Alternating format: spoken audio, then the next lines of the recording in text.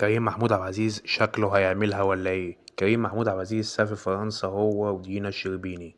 ايوه زي ما سمعت، هو ودينا الشربيني. هتقول لي سافروا هما الاتنين مع بعض يعملوا ايه في فرنسا؟ هقول لك بيحضروا لفرحهم اللي هما يعملوه في فرنسا، ويبقى بص يعني زي ما العالم بيعملوا بالظبط، نفس التقاليد بتاعت الناس العالمية اللي بتعملوها هيعملوا في الفرح. وقال لك دينا الشربيني هي اختياري بعد طلاقي لآن الرفاعي. دينا الشربيني دي فتاة أحلامي، هو قال لك كده. لكن كريم محمود عبد العزيز حسبها غلط. ليه بقى؟ عشان دينا الشربيني أي حد بتحطه في دماغها بتجيب رجله. يعني ايه بتجيب رجله؟ قبل كده وقعت عمرو دياب، ودلوقتي بتوقعك ككريم. ما تعرفش بعد كده هيحصل خلاف بينكو، هتسيبك وتشوف ايه غيرك والكلام دوت. وهنا خلصت التعليق. اتمنى يكون التعليق عجبكم، وانتظروا كل جديد. السلام عليكم. الملعب ولع. خطوبة يارا السكري وأحمد العوضي ولا عزاء للآخرين. يارا السكري تحدد الدنيا كلها عشان تتجوز أحمد العوضي. أحمد العوضي بالنسبة لها فتى أحلامها، وهي لسه طالعة في التمثيل بقالها مسلسلين، واللي اكتشفها أحمد العوضي. عشان كده لما قال لها أنا عايز أتجوزك ما قالتلوش لأ، ما قالتلوش لأ كمان. وكمان يارا السكري طلعت في كذا فيديو بتقول له كلهم يتفرسوا ويتكادوا بس انت ليا لوحدي. كله هيكاد منك يا راس سكري، وده حصل فعلا دلوقتي حالا. كله متغاظ انك خطفتي احمد العوضي من حبيبته القديمة وكلنا عارفينها.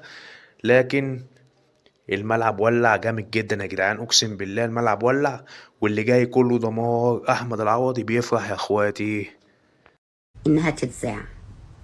طيب انتي منعتي الحلقة تتذاع، انتي لو سكتتي مصر كلها والوطن العربي مش هتعرفي تسكتيني انا.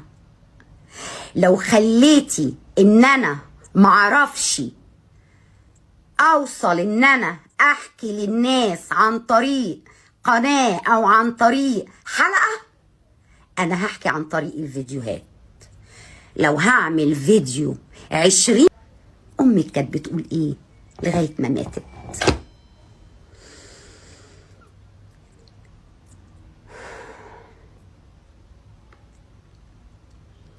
هتفضلي من جواكي عايزة تفضلي انا في العيلة وانتوا لا. انا ابقى وانتي واي حد ومش انا. وانا ممكن اخلي اخواتك كمان يقولوا، وابوكي اللي على طول معاكي. انت عارفه هو على طول معاكي ليه؟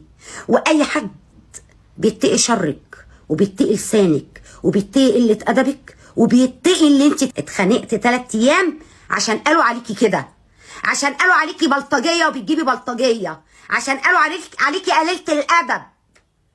وانا قعدت 3 ايام بتخانق معاهم لدرجه ان انا سامعه الشتايم والالفاظ، اقذر الالفاظ من البنت لانها جارتي، ومسجله كل ده ومصوراها وهي بتكلمك في الشارع طبعا انا ما سمعتش ان انت بتتكلمي عليا، بس انا اتقال لي من اخوها